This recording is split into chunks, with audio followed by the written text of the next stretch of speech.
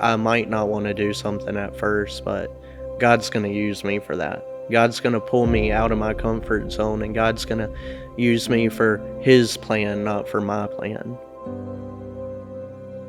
When I heard that Pastor John was going to be starting a church, it just blew me away, because it was something that I had been praying towards, like, where can God use me?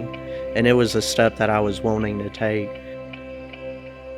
I remember the first week, I was scared to death to go out in front of these kids. And here I was about to take the stage and share a story with them.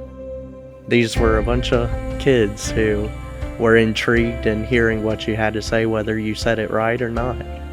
And as long as we were getting the message across that God loved them and that God was there for them, that's all that mattered.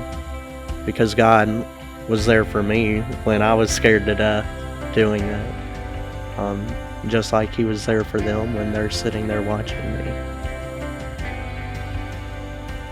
When Joey introduced the idea of going to Africa, I knew that God was working in my life and softening my heart towards this trip.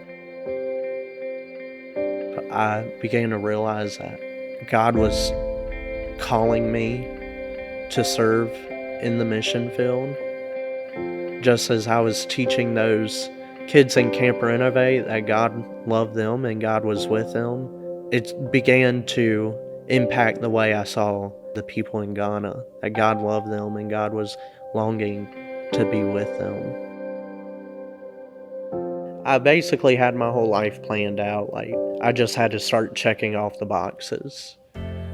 After returning from these mission trips, I began to see that this was not the direction I was going to be going in, and that God was leading me to attend Southeastern Seminary. God has been with me from the first time I served as a large group leader in Camp Reno to the first time on the mission field abroad, and He'll be with me on my first day as a missionary overseas.